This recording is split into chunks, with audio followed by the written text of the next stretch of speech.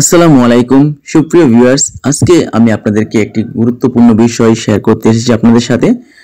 সেটি হচ্ছে 2025 সালের আপডেট নিয়মে আপনারা যেভাবে ভোটার হবেন, বাসায় এসে যারা নিবন্ধন করে যাবে তাদের ক্ষেত্রেও, আর যারা নির্বাচন অফিসে গিয়ে ভোটার হবেন তাদের ক্ষেত্রেও এই কাগজপত্রগুলি বাধ্যতামূলক হিসেবে লাগবে।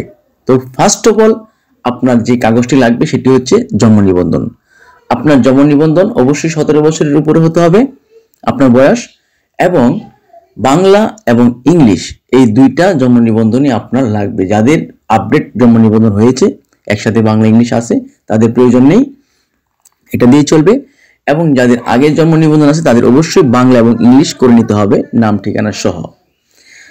তারপর হচ্ছে আপনার লাগবে হচ্ছে সার্টিফিকেট। আপনার যদি কোনো সার্টিফিকেট থেকে থাকে, যদি আপনি 5 পাস করে থাকেন, জেএসসি পাস করে থাকেন, এসএসসি পাস করে থাকেন, যে কোনো একটি সার্টিফিকেট আপনার লাগবে যদি আপনি পড়াশোনা করে থাকেন।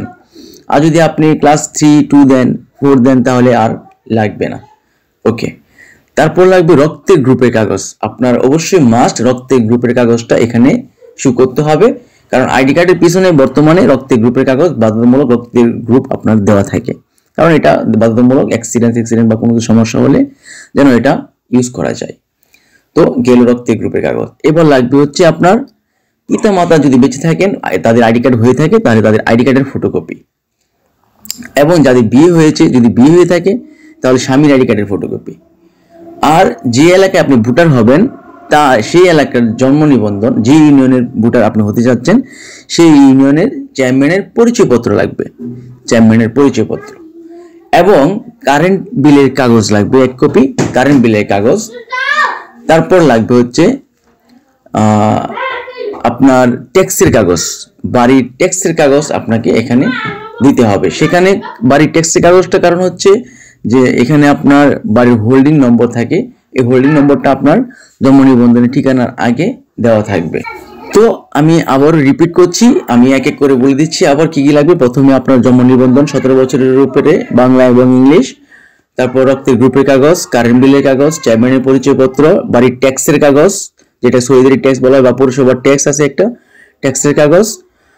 পিতা মাতা থাকলে পিতা মাতার আইডি কার্ডের ফটোকপি, স্বামী থাকলে স্বামীর আইডি কার্ডের ফটোকপি, এবং পড়াশোনা করে থাকলে সার্টিফিকেট।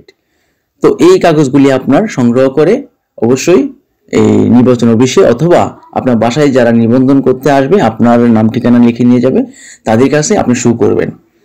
সো আশা করি ভিউয়ার্স বুঝতে পেরেছেন। যদি কোনো কিছু বুঝতে সমস্যা হয় অবশ্যই কমেন্ট করবেন, আমি ইনশাল্লাহ আপনাদের কমেন্টের উত্তর দেওয়ার চেষ্টা করব।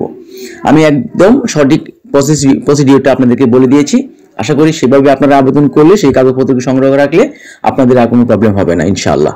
তো আজকে এ পর্যন্তই। আসসালামু আলাইকুম রহমতুল্লাহি ওয়া বারাকাতুহু।